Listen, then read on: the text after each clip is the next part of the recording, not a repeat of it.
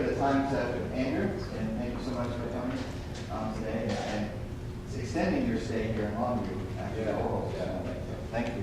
Yeah, so we had to get the photos because I forgot in the middle of my, I didn't want to take the Facebook photos, from Facebook in the middle of my defense. So I get some photos so I can post them on Facebook and pretend that this was the defense part. But I'm sure you all will be a much more kind audience, hopefully, and they're actually great. So it's great to be here at LeTourneau. I've heard a lot about LeTourneau, and Jay Gary, he's been a mentor to me and served on my dissertation committee. Just a little background myself, I'm third generation, both minister and teacher. So my parents and grandparents were both ministers and teachers. So I have a passion for education and ministry. I did my undergraduate at university. It was called Missouri Rollin. Now it's Missouri Science and Technology, but has a campus that reminds me a lot of this campus here. And then I did graduate school and studied computer science at MIT. And while I was there, co-founded a research group called the Internet Telephony Consortium with one of the fathers of the Internet, David Clark. And so it's really, this is the first time I've been on a Christian tech campus, so it's great to be at what many people would call LeTourneau, the Christian MIT, so it's great to be here. So I want to start by telling a story.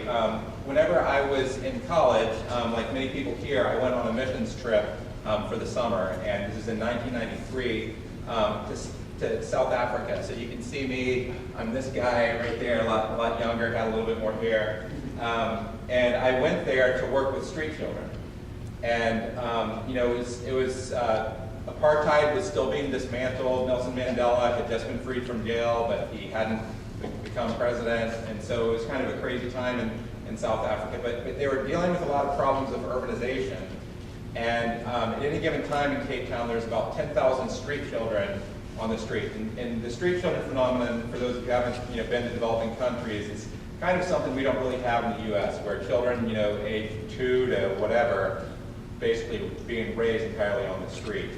And so I was at a shelter for street children, and so you can see here all the street children, a couple of them were the co-workers.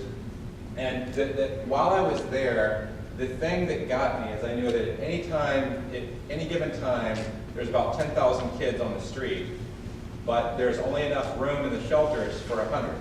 So, basically 1%.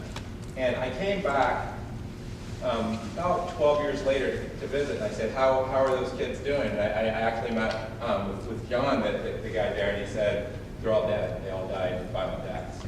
And this is only 12 years later. All the kids were dead. And I thought about that. I just thought, is this as good as we can do?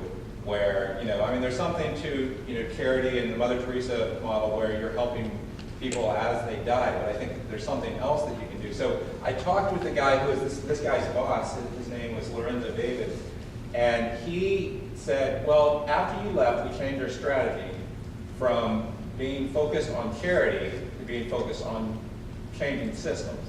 He said, since that time, we've taken 9,000 kids off the street. So they're never even, they're in homes, and they're never even on the street.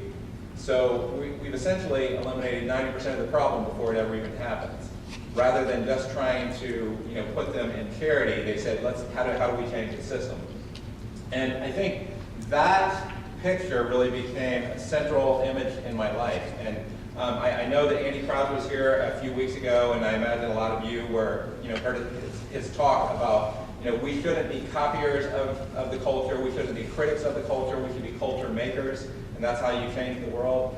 I think there's a tech equivalent of that, and I think that is to be system makers.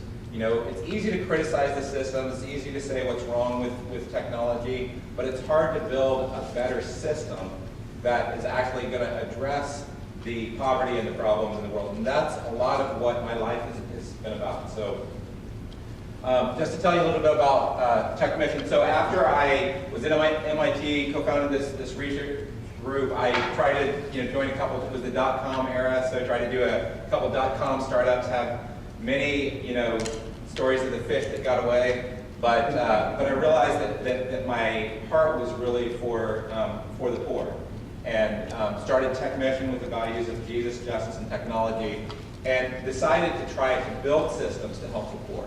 So in what we've done in the past 10 years, we've recruited over 75,000 volunteers through a website called christianvolunteering.org. And we had a technology programmer, and she did that. And she never saw the people up front, but she got 75,000 volunteers to serve. And then we ran an AmeriCorps program. Many of you are familiar with AmeriCorps. It's kind of like the domestic version of the Peace Corps.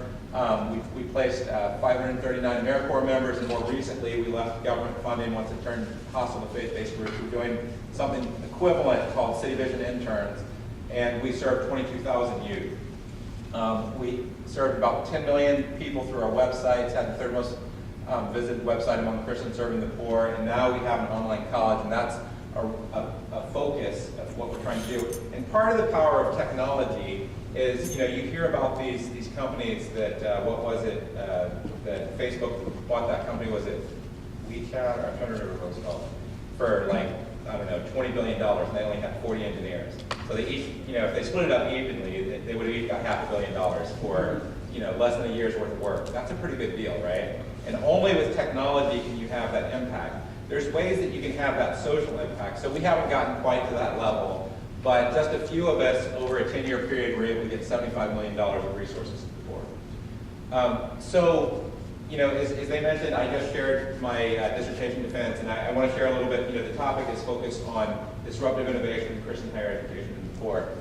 And we're in the middle of a transition, and Alvin Toffler in the third wave, he talks about the transition from the agricultural age to the industrial age to the information age.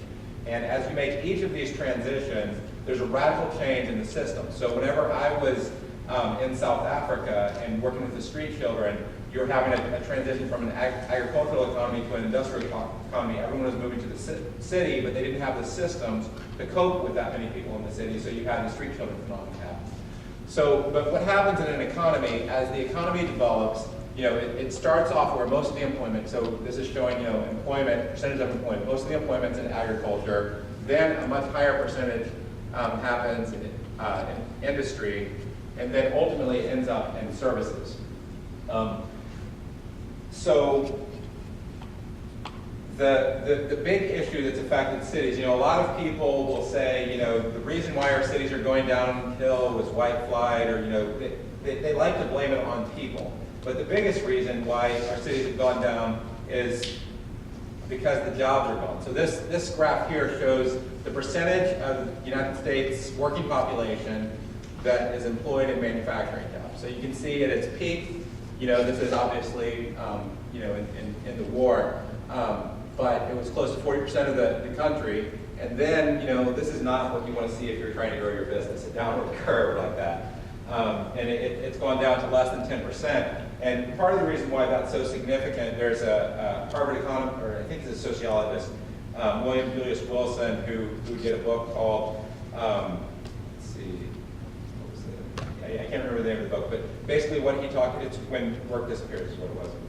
And he said that in urban communities, manufacturing jobs provided about half the jobs to urban men.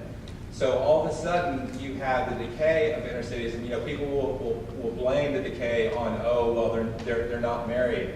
Well, whenever there's no jobs for men, and part of what he traced it back to is he said there's no jobs for men, so the women won't marry them because it's economically to their advantage to be on their own, essentially, because the men can't get jobs. So there's a lot of problems that resulted in this.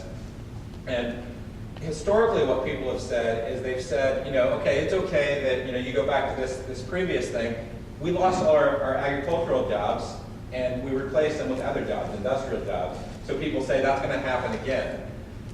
But that may not be what's going to happen again. If you actually look at the top economists who are studying this, there's a study that was done in the UK that looked at employment in the United States, and they're saying that 47% of employment in the United States is at high risk of being automated in the next 2 decades.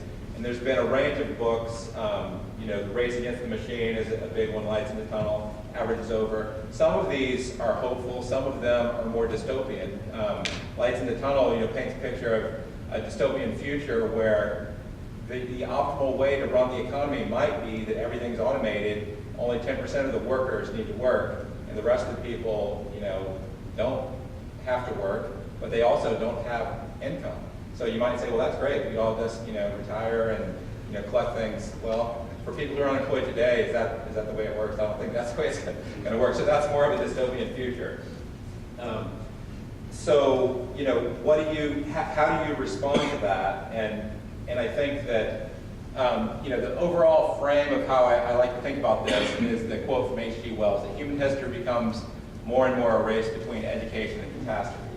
And, I think as Christians, we're going to say, clearly Jesus needs to be in there. It's going to be Jesus and catastrophe, but Jesus always, he met people's physical needs. People came to him hungry, and, the 5,000 are hungry. He didn't just say, sorry, I'm only healing people today. If you don't have healings, then, go get your own food. He would serve the physical needs of people. And the biggest physical need right now, I think, for the poor is education. So, all this might sound, discouraging, and the question is, are we winning the race? So if you look actually at the data, it depends on who you ask. So what this chart here is, it shows educational or degree attainment by income quartile. So the top 25% is this line here, and it started off at 40%, and it went up to close to 79%. And then the next quartile, so the richest half would basically be these two groups, went up also. So if you ask them, this is almost 39-point growth, 19-point growth. Essentially, that group was winning the race with automation over that period.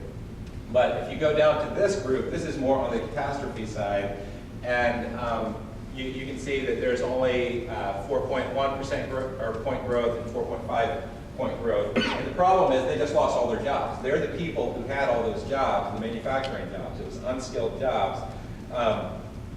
So that obviously is a problem.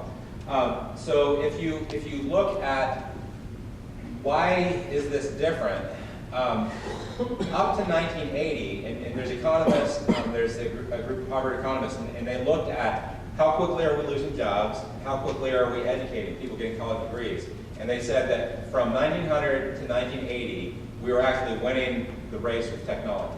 We're educating people, getting more college degrees than we were losing jobs. But from 1980 until now, we've been losing jobs a lot faster, because the growth of people who are college educated was growing at about 4% a year all the way through 1980. And then it dropped down to something like 2.2% a year. And while it may not seem that big a difference to lose 1.8 points, but that's the difference between the US economy and, say, Japan's economy, or the US economy and, say, European economy. So whenever you grow, once that gets compounded, it makes a big difference.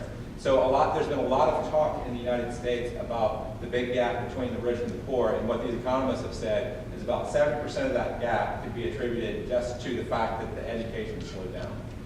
If we didn't slow down the education, then there wouldn't be that gap. So there's a group out there called the Lumina Foundation, and I think they actually gave a grant to Laterno, right? Workshop. So a workshop. And what they've said is, how do we change this? This is the current trajectory. So if we keep on our current trajectory, this is where we're going to be in 2025. We'll be at 49% of the country. But the problem is we're losing a lot of jobs. So how do we win the race with automation? And basically they said if we can get to 60% by 2025, then we'll be winning the race with automation. If we don't, there's going to be growing unemployment. So if you talk about people call it the Great Recession right now. And that's kind of a fun word. It makes it sound not quite as bad. But the reality is that the recovery in the economy has only happened in the top 10%. The bottom 90% is still in what, if you put that group in its own category, it would still be in the Great Depression. And that part of the economy hasn't recovered. So the question is, we need all this extra education. Where are we going to get it? It's not going to come from the government. The government is decreasing funding, and obviously in Christian higher education, you're not going to get a lot of the state subsidy that the state schools get. So that's where the disruptive innovation comes into play. So the basic idea behind disruptive innovation is you start with some sort of technology. So, you saw us taking pictures with a digital camera. So I had a digital camera back in, maybe it might have even been the 80s. And it was incredibly grainy. You could barely even tell the picture, like what it was, the picture of what you took. I thought it was really cool at the time. But it was really poor quality. So it starts off really poor quality. But then eventually it gets better than your basic point-and-click film cameras. Then it gets better than the average film cameras. And then now the best digital cameras are better than the best film cameras. So there's been a lot of industries that have been disrupted, a lot of them related to the internet. The internet disrupted travel agents. Mobile phones disrupted traditional landline phones.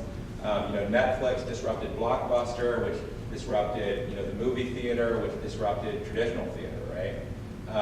And you'd even say the traditional theaters disrupted the average person telling stories or whatever. So I used to work with venture capitalists, and I was the guy who would go in and they would say, what state is the technology in? Is this technology ready for prime time? And if I look at where online education is, I would say it's right about here in this process. So it's good online education is better than low quality physical brick and mortar schools. So what's happened right now, if you look, there is a wave of schools that are closing, but most of the schools that are closing, I would say, are the low quality ones.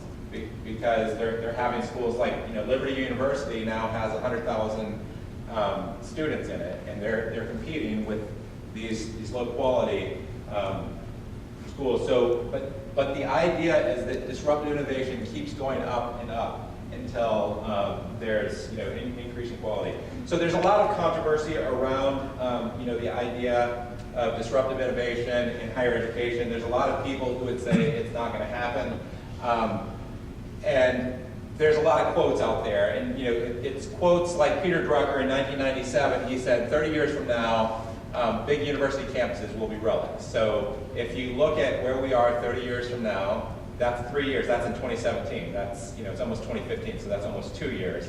I don't think that all the university campuses have closed, right? So it's quotes like this that have caused a lot of people to kind of frown upon the idea of disruptive innovation. But having said that, Peter Drucker is probably the top management guru of the 20th century. Clayton Christensen probably is the most quoted management guru of the 21st century. And he just said in 2013, in 15 years, half of U.S. universities may be in bankruptcy. I think both of them are overshooting it. I think that the quote to use is this quote from Roy Amara. And he has something called Amara's Law. If you're in the tech field, this is an important one to know. People tend to overestimate the effect of a technology in the short run and underestimate the effect of the technology in the long run. So I co-founded the Internet Telephony Consortium. I worked with all these startup companies and all the traditional carriers. I helped design Sprint's first voice over IP product. And about 8 years into that, everyone said, look, it didn't change the world. And then now it's about, 16 years after we made a lot of those, about 15 years after we made all those predictions. And what happened this year is Skype, the minutes that are happening internationally on Skype are greater than all the long distance carriers combined internationally. They have decided they're going to shut down the traditional phone system network by like 2018. So that it's going to be, like they shut down analog TV. Over a 20-year period, and that's part of the reason why a lot of the predictions I'm doing here is more in the 20-year period, you'll see a lot of these transitions start to happen. So if you're in technology, you've probably seen this in one of your classes or used this innovation curve in one of your classes. So as technology, this is the innovation adoption curve. So as technology, new technology is introduced, you have the innovators. So who here used the first Palm Pilot that was out there? Or who actually had a Newton? Now, if you had a Newton, you were really, bleeding edge, right? So, and then you have the early adopters. So who had like a Trio phone or the original Windows smartphone, right? So that's the early adopters. Clunky, horrible device. I'd play music and it'd crash on me all the time. And then you have the iPhone. So that's where you get into the early majority and Android, the late majority, so part of what the iPad is doing is it's providing that late majority. I hear people giving their grandmother an iPad and not really telling them that it's not a newspaper, and they just flip through it and don't even really realize that they're using technology. So that's how you get the late majority. But the key issue here is this thing called the chasm. And the chasm is basically the people who build this stuff, who are the super techies who get the Palm Pilots. They often are not the people who know how to serve this side. So Steve Jobs, he's a very suave guy, right? He understands the average person. But a lot of the people who build these things, Wozniak, the other guy on Apple, he's over here, right? So, if you look at a lot of the internet companies that created technology, so iPhone, is an obvious example, but Google wasn't the first search engine, Facebook wasn't the first social network, Skype wasn't the first voice over IP company. They met the need in the market there. So if you look at the innovation cycle of online education, I would say that we're right here. We're still in the early adopter stage, and I would call that the learning management system stage. So I've never heard a person who said, that learning management system was so easy to use, I love that. Like they never have the response, like an iPhone, you're like, I can't believe how easy that is, right? I've never heard someone say that about the learning management system. So, and I think we're getting ready to go into the next stage, which is what I'm calling the courseware stage. And let me just tell you a little bit of what the courseware stage is about and what courseware is about. Basically, courseware, you can think of, and it's more vision, and there's a few people who are out there competing in this space. But you can think of it almost like an educational operating system or ecosystem that provides modular building blocks in an app store-like environment that enables affordable, simple, adaptive learning. And some of the courseware vendors that are out there, one of the first ones that are out there are publishers. So we are working with McGraw-Hill. They have a system called Connect. Pearson has a system called Connect. And what these systems do is essentially it builds on an ebook, but it provides the course with the ebook. And as the faculty member, you can choose which sections you're going to include. It has an adaptive learning system for each chapter. So a student who's already mastered that concept, they go through the online tutoring system, they answer the first 5 questions right, then they just skip that whole section, they're done. Whereas, someone who gets them wrong, they're going to have to keep going through the tutoring. It has built-in question banks and all the things that faculty would need. And then the other groups that are out there, and these are really the first people out there, but I think in the long term it's going to be the technology ecosystem. So that's where you have courseware tied to devices or tech ecosystems. So things right now, like if you think about, well, iTunes University replaced the college campus. No one would think that today, right? But give it 20 years, give it 30 years, you might have some things, if it keeps innovating, there could be things that happen there. I don't think it would replace it, but it could disrupt it. Google, they just came out with Classroom, they have their Chromebook, and app stores. There's groups that are trying to basically include all the things you'd need for your entire degree in a tablet. So that's another group. You have independent courseware vendors like Newton and a lot of adaptive learning vendors. Then you have OpenCourseWare and MOOCs. I actually think, all the hype is around MOOCs. I think that MOOCs as they exist really aren't going to do a whole lot. I think they're largely marketing vehicles for the large universities. But MOOCs, once they grow up and become open and get competency-based things, and they're not just marketing vehicles, that type of concept, the idea of Google having 1 billion students and offering something like a degree, that's something to think about, and that's where I say would be growing up. So, or Khan Academy, and edX, and a lot of these groups that are out there. And then there's other groups that are trying to be next generation LMSs, like Canvas is trying to be very simple. I'm still not that hopeful that they're going to cross the chasm, because I don't think the key part of courseware, and it was the key thing that came with the phone, was what made the iPhone so significant was the App Store. You could get 100,000 apps.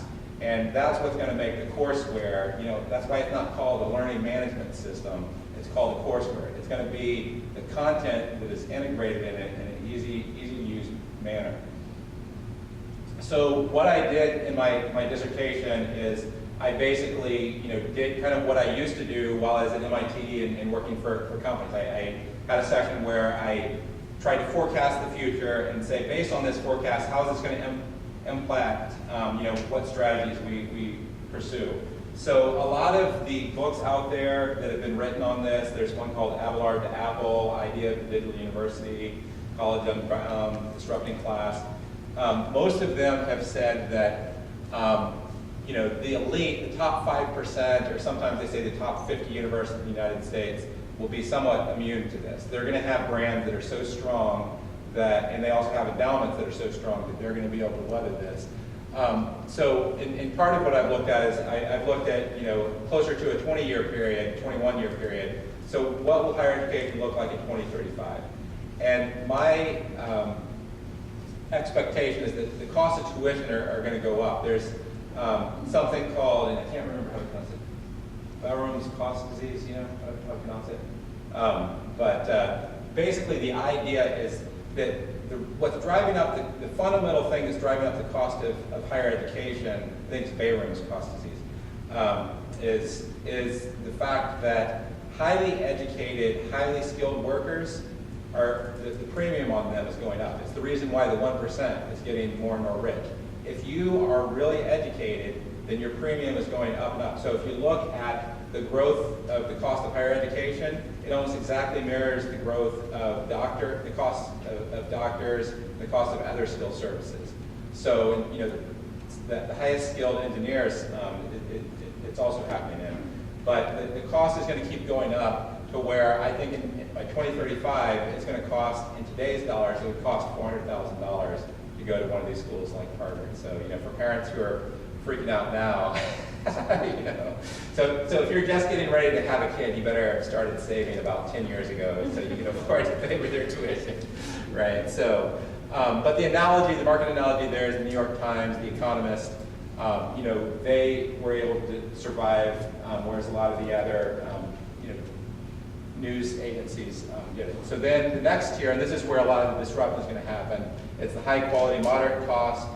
Clayton Christensen, this is where his quote said he thought that 50% will be in bankruptcy, and tuition will be at $50,000 to $100,000.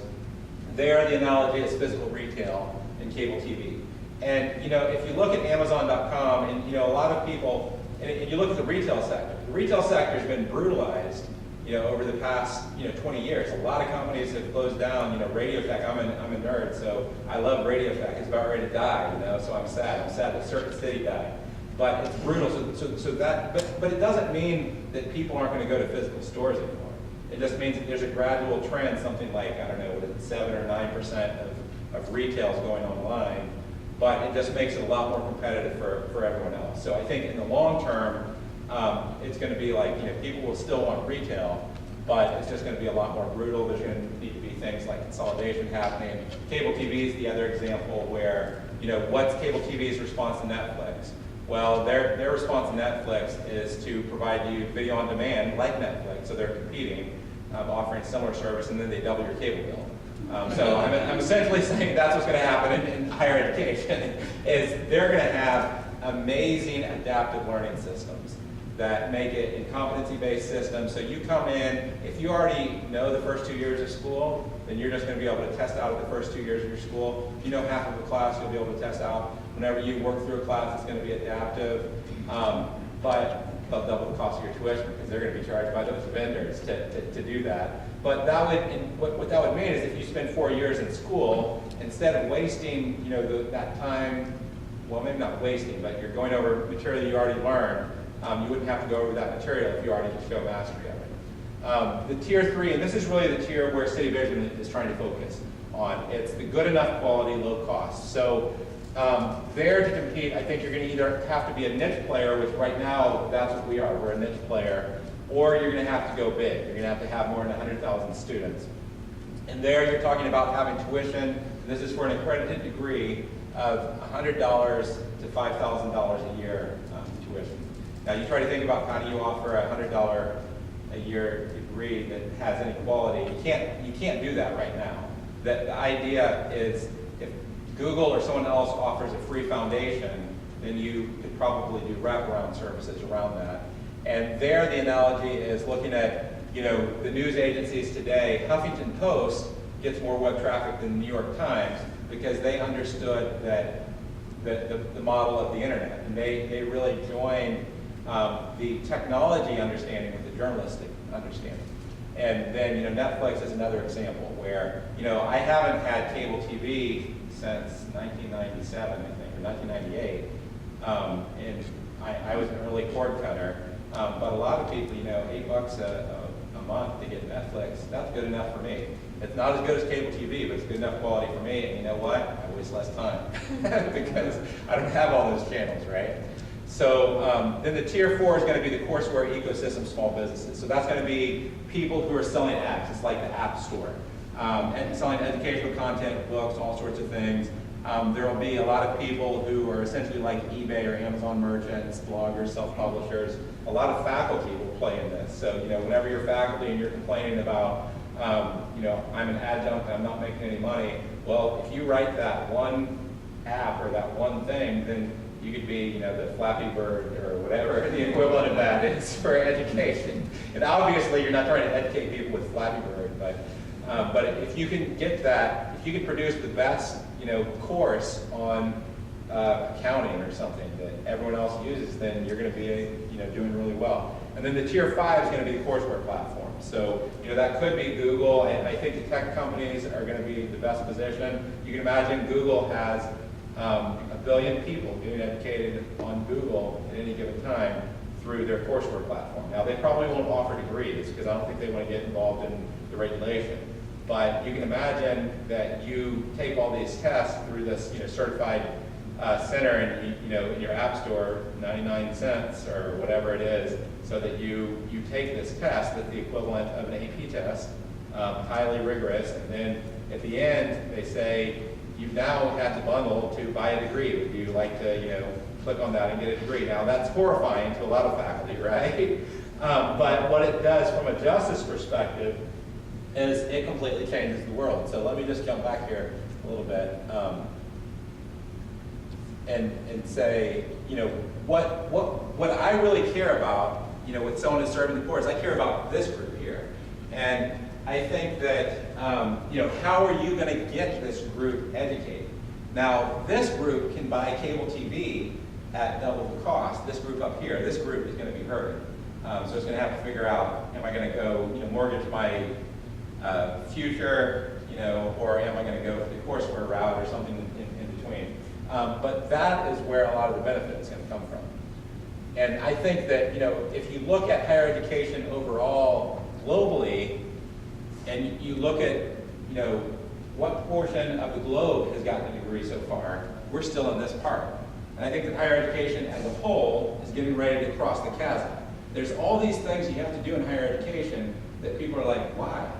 And it doesn't necessarily make sense. It's part of, the quotes that are out there is that the basic technology used in higher education is 900 years old. It's a lecture, invented in monasteries, and even, the campus of concept, or the concept of a campus that's, reserved came from the monasteries. So how are you going to get 2/3 of the world to have some sort of degree? Well, you're going to have to, someone's going to be coming up with the iPhone of ways to deliver degrees, and that may not, it may be like how voice over IP was in the United States. Voice over IP and internet telephony, it didn't change our phone system that much. We now all are buying cellular phones, and our phone plans have gone up. Like I used to pay $20 a month, and now, I have to pay $100 a month so I can get a data plan that's with it. So in the U.S., it may not change higher education that much. Globally, it's going to change higher education dramatically. Just like happened in voice over IP, where international traffic, Skype became the majority of international traffic. So let me see. All right. So that gets into, well, why don't I actually pause here and see if people have any questions? Because I think the rest could get into answering questions, but I want to take a minute to pause and open up for a discussion. Obviously, some of this is provocative. most people either, look at this and say, okay, I basically agree with that, or I basically disagree, or, some people, like one of the people on my review committee said, I'm glad I'm retiring. Because they realize that they're in, they are in the manufacturing mode of education, and they have manufacturing skills, the industrial mode of delivering education, and they have to all of a sudden become a computer scientist or whatever, so to speak, to be able to understand this. So so you have. So I think a lot of degrees suit themselves more toward an online delivery. Right. And I think about, we're teaching people how to repair airplanes or how to fly airplanes, or maybe computer programming. We could do that online through tutorials. Right. Yeah. But something like the hands-on, we need to turn wrenches. Do you see that becoming somehow doable? Or? Yeah, I think what's going to happen, so right now people talk about blended, and they talk about, you go someplace to do the blended, right? I think the blended learning, so the idea of blended learning is to do something online, and then, like I did a course with Baki, and I did, I think it was like 10 or 11 weeks, let's see how long it was. But we did like 5 weeks online, then we did 10 days in Jamaica, intensive all day, every day, and then we did the last half. So that's the common way to do blended. I think it's going to be much more common where the blended is going to follow you around. So, you do a residency somewhere where you're learning, or, instead of having the idea you go off and you do a co-op, you do your co-op and you're taking one course while you're doing your co-op. And your course is trying to help you while you're learning in that co-op. And you might even have an alignment from the employer on what skills they're wanting you to be trained in. So the employer is saying, I want this person to know these specific skills, and you're learning those skills while you're there, so you're able to apply them. So I think that, so part of it is limiting what is online. You're going to need to have blended, and that's how it's going to ultimately, be better. So if you said that digital cameras had to always stay digital, and you could never print something, then they wouldn't have been that competitive, right? But part of what happened is the world shifted, and the jobs are going to shift too. So more and more of the jobs are going to, so right now, why do we use digital cameras? Because it's easier to put photos on Facebook, right? And if you had to print it out, all of a sudden you've lost something, because you have to print it out and you have to scan it. And so what's going to happen is more people are sharing photos on Facebook, so digital cameras are more competitive. You're going to have more jobs that are going to be in fields that are going to be more suitable for, you're going to be manipulating information and things along those lines. So the jobs that are going to be created are going to be like that. And obvious, like, I wouldn't want a doctor that only learned online and never did a residency, or, someone who's, building the space shuttle, or, whatever, something that's mission critical engineering. You need to get that, hands-on experience. But I think this will be a way that it's going to be more just-in-time type learning, where you go to a job, and it could be that the feedback is this job says, instead of saying here's the degree program, what your degree program is might be dependent on what people you do your co-ops with.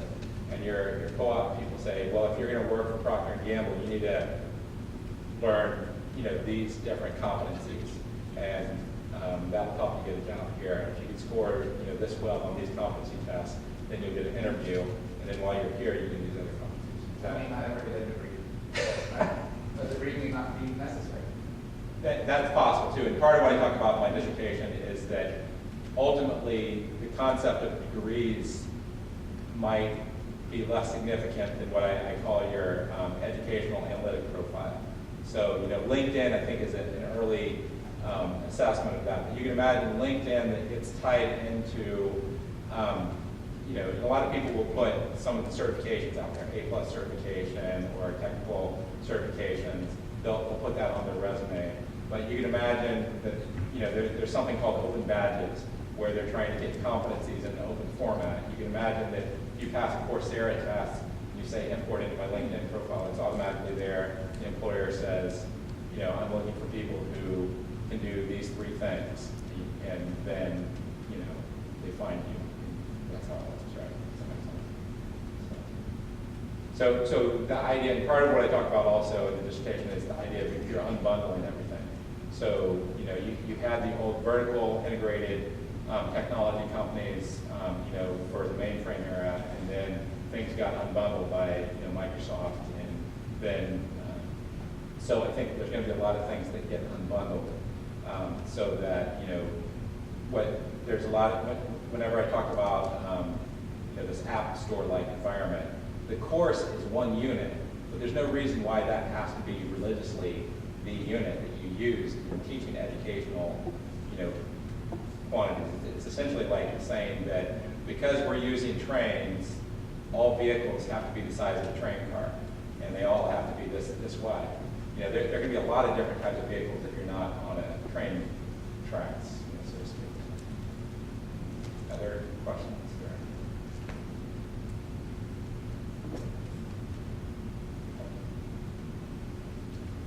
Okay, I'll keep going into the next section. So, a lot of people, so I talk about this tier 2, so that's the high quality, or the high cost, I forget where it is. So, what are some of the lessons that you can learn from? I use a lot of analogies, and part of what I do in my dissertation is look at a lot of case studies. So, retail is getting pounded right now, but that doesn't mean there's no retail stores. How many of you have been to a mall? How many of you have gone into the big box stores? But a lot of the same principles are applying. The fact that you can go online, all of a sudden it used to be that most of the competition happened regionally, and there wasn't as much national or international. So what's happening is the economies of scale are going to get more important. Having operational effectiveness. Why did Target all of a sudden grow? Target, I think, came out after Amazon.com existed, right? But it started to dominate retail. So that doesn't mean someone can't come and grow in retail. You just have to have operational effectiveness and scale. The other example I used was, the theater movies, Blockbuster, Netflix, and cable TV. Cable TV is offering the both-and product.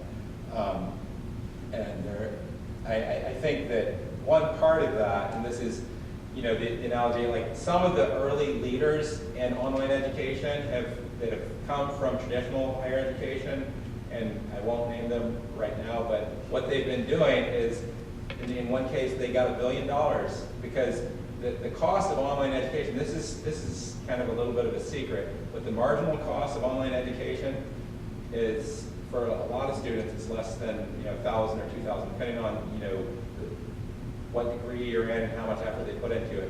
It's very small. So if your school actually had 100,000 students, what I'm getting at, in an online environment, and they scaled up, then the cost to add one more student would be really small. So that's why some of these schools are getting billions of dollars. But what they're doing right now with the billions of dollars is they're investing in making buildings. And to me, that makes as much sense as Blockbuster saying, hey, we're doing really good competing with Netflix, so what we're going to do is we're going to double the number of stores we have. And obviously that didn't work well for Blockbuster. Now there's a reason to have buildings in physical, but the idea is if you're going to get $1 billion, you should invest that in digital infrastructure, not in the physical growth. The other market analogy that I talked about was voice over IP and Skype. So I think the biggest impact is going to be international. There's going to be 1 billion new degrees. That's going to change the whole world. Part of what we talked about in my dissertation, defense, was, at the end of the 21st century, there's going to be probably more than 2 billion Christians in the global south that have degrees. And the Western world, they're going to be the people running the world at that point. And the Western world really is going to be this kind of small player. And what will be nice is if you have 2 billion Christians that are kind of dominating the global culture. Other things, journalism, in the news. If you look at what New York Times is doing, and there's a big controversy that came out because they had this private, strategy document that was leaked out of the New York Times. Basically what they're saying they're going to do is they're going to be more like Huffington Post in their strategy. So they have to become more like Tier 3 while retaining your strengths. Now, if New York Times became Huffington Post, it would be sad, right? Because they're doing it, they've broken all these stories that made a big difference. So they're retaining their strengths, but being more like tier 3. The other, I think case study we learned from is from farming. Whenever industrialization happened, the farmers that survived, how did they survive? Well, one, they innovated. They didn't over-innovate, and they didn't under-innovate. They weren't the people who bought all the new seeds and bought all the new tractors and then got into debt. They're the people who knew to buy the right things at the right time, and they consolidated. So, right now, everyone complains about factory farms or whatever, but those are the ones that survive. It's the large scale. You just can't afford to have a farm if you only had, 40 acres, because the equipment it takes to run that 40 acres costs more than what you can afford. And I think the last analogy that I would use is the Christian response to radio and the Christian response to Hollywood. So we have a master's program. I teach a course on history of technology in the church. And how Christians responded to radio in Hollywood was dramatically different. There's a lot of reasons for that. But Christians, like if you think about radio, does radio have a conservative bias or does it have a liberal bias? I think it has a pretty strong conservative bias. I don't think that that's by chance. I think it's because Christians participated. It also has a Christian bias. There is a disproportionate, out of all media forms, Christians have the highest representation on radio out of any medium form. And if you look at it, Christians, I think it might have even been the first radio station, or one of the first. It was actually done by a Westinghouse engineer, and he got some radio equipment that he had invented at Westinghouse, and he put it in his church, and they gave the first broadcast. So Christians have been the pioneer in radio. Now you contrast that to Hollywood, where Hollywood, at least for the 20th century, most of the response of Christians to Hollywood was basically to say they're all going to hell and they're leading us to hell. I mean, that's why Andy Crouch said we should be culture makers, not culture critics. So, they basically advocated. So I think what we need to do is we need to build culture and systems to outcompete rather than to just withdraw and judge. So part of what happened also in radio was the early days of Christian radio. It was actually all subsidized by the government, and it was all in the mainline denominations, and it was essentially like the Chinese church you hear about, where the official Chinese church or even the European church, it's the acceptable. You can have an acceptable message because you're funded by the government. But the evangelicals actually they didn't receive any of the government funding because what they're saying wasn't the official government message, and they never got government funding. So what happened is in the 1960s, the government decided it wasn't going to fund radio stations anymore, and the evangelicals understood how to compete in a private market. All of a sudden, all the mainline denominations disappeared off the radio overnight. So I believe that might happen in higher education, where there's all these higher education institutions that have survived because they've been propped up by the government.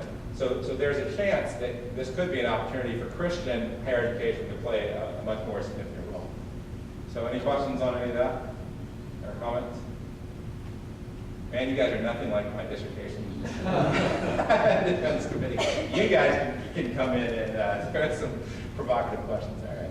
So, so advice for Tier 2 schools, one is, so Clayton Christensen, the guy who I referred to, he's kind of the main guru in this area. There's a book called The Innovator Solution. He's written a whole bunch of books, so I just say read all of his books. But the Innovation Solution really is the one where if you are in a traditional industry and you're about to be disrupted, what do you do? And what strategy do you take? The strategy that we use internally at City Vision is something called the Lean Startup. If you're in technology, learning lean methods is going to be a good approach. For people who are in computer science, there's a big shift from what's called waterfall project design, where you essentially get the specs exactly right and you build it like you're building the Apollo project. And in some industries that makes sense, but in the computer industry, Facebook is doing a new release every 2 weeks of their app. And they're using Lean Startup methodology, where you test something, you see how it goes, and then you change it. You test something, you see how it goes. So how fast your essentially your experiment cycle goes is going to determine how quickly you can improve your product. And I think that approach to curriculum design is going to become more and more important. I was just listening to a talk yesterday and there's a guy who said, I guess he worked for some agency in the government, and they asked, what's the biggest segment of the economy that's growing? And he does the charts with labor. He said it's the category that the economy called other. And then even other they had broken out into, biotech and, new things. He said, what's the biggest category in other that's growing? He said, other. It's basically the things that no one really knows what to call, right? And if you want to be, how are you going to make it in education? There's a guy who I heard, I think he was even like a college student, and he found out that the new programming language that Apple came up with, what's it called? Is it Swift or is it, I'm trying to think. So Apple just came up with a new programming language. He launched a course on Udacity, and before it came out, and he spent basically like 100 hours cramming on the books as soon as the books became available, and then he taught this course. He made $100,000 a month after that on his course. So that is using lean startup methodology, right? Now this kid, he can leave college and just do whatever he wants, right? So that's the educating the other category. That's where the growth happens. Establishing online marketing is a core competency. It's a field that's called growth hacking. For those of you who are engineers, and engineers have never really liked marketers, because marketers always come up with a nifty idea that basically ruins your product, right? But what's happening is that marketing is being taken over by the nerds, essentially what's happening. So Nate Silverman, the guy who predicted all 50 states, he's now a celebrity, he gets to go on Tonight Show and all these other things, and he did it because he was a nerd. He had a bunch of Excel spreadsheets where he could do this. The movie Moneyball, where they said, it used to be intuition was the best way to pick baseball players, until this guy came up and he said, I can do models on how to pick baseball players, and then they beat everyone else. And now everyone is using the Moneyball philosophy, and they're using analytics. So the idea is that nerds are going to control marketing. So Google, what they did is they did experiments on, I think they have something called 4,000 shades of blue. So they tried 4,000 different shades of blue on their website, on the ads, and they could tell the difference in click-through rate until they found the optimal shade of blue to maximize the click-through rate. And whenever you're having 1 billion searches a day, it's easy to do that. You can just run through those type of things. So that's the future of marketing. Now that sounds kind of crazy, right? But for them, that 0.01% increase by using a different shade of blue amounts to tens of millions of dollars every year, right? So, if you can learn how to design, so that's what, online marketing is about. So, one of the books, Apple Art to Apple, says, if you're in the middle tier, figure out how to cut costs by 50%. Because, Target is making it, and people who, the people who are making it right now in retail, they're learning how to be efficient, essentially. The other part is quit building buildings, invest in digital infrastructure, essentially, invest in number 1 and number 2 above. How do you get a lean startup culture going? How do you, I didn't talk about this, independent division. I mean, tech people are pretty familiar with the idea of skunk works, right? So how do you provide low-cost online education, model it after College for America. So College for America came out of the University of New Hampshire, Southern New Hampshire, right? And they are trying to get 100,000 students and a degree program for $2,500 a year. And you think about how can you get a degree program for $2,500 a year? Well, you can get it if you have 100,000 students. And that's what they figured out. Now, the question is, can they get 100,000 students in that? And ultimately, I think they will be able to have a high-quality degree program because, 100,000 times 2,500, what is that? It's a big number, right? 250 million, or is that? Yeah, it's 250 million. You can do a high-quality degree. If you have one degree, imagine if you're a department, or if you're in charge of a degree program, and you have a budget of $250 million. I bet you can come up with a good degree program, right? So reinvesting any revenue or profit that you make in online education, put it in online education. One of the things I think, I love the history of Laterno, and I took a picture of the picture of all the servicemen, out there in the warehouse, and they got like tractors behind them, right?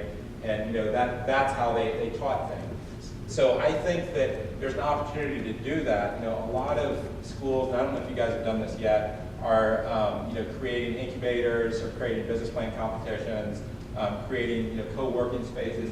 Ultimately, someone recently, there's a campus, and they said, would you like to compete for this campus? And I said, no way, that would distract me. But campuses can be useful, but in the online division, it needs to not have to think about that. Does that make sense? So the other thing that I want to talk about, this is, so part of my dissertation more towards the end is talking about we're doing this shift from, you had this shift from rural to urban, right? And then you created these degree programs that were called urban ministry degrees until now almost all ministry degrees are essentially urban ministry degrees in one manner. Maybe there's suburban, but the idea is there's this shift that's happening between from just being urban to being online. So in the past year in the United States, they did a survey of people and how much time do you spend in media, and it was the first, I think it was like a year or two ago, for the first time in history, people are spending more of their time in media than they are in the real world, so to speak. So they're on TV, they're reading things on their tablets, all those things combined are adding up to more time. And that's including the time that you're sleeping. So more and more of your time, right, that's brutal, right? So that's like 2/3 of your time. Now some of that's good, some of it's reading books, right? So you can't say that that's bad.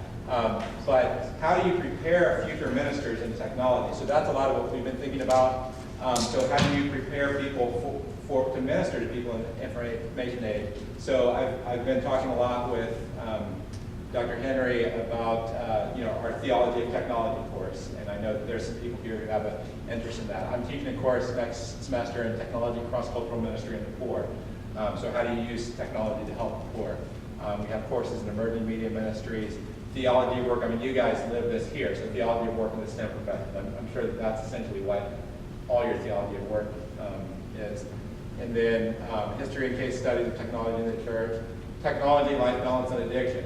So I look at a problem like the fact that something like 2/3 of Christians, I think it's like 70-some% of Christian men admit that they use pornography online. 1/3 of women admit that they use pornography online. You look at a problem like that and you say, if there was 2/3 of your campus was using drugs, there would be an all-day assembly on drugs and dealing with things.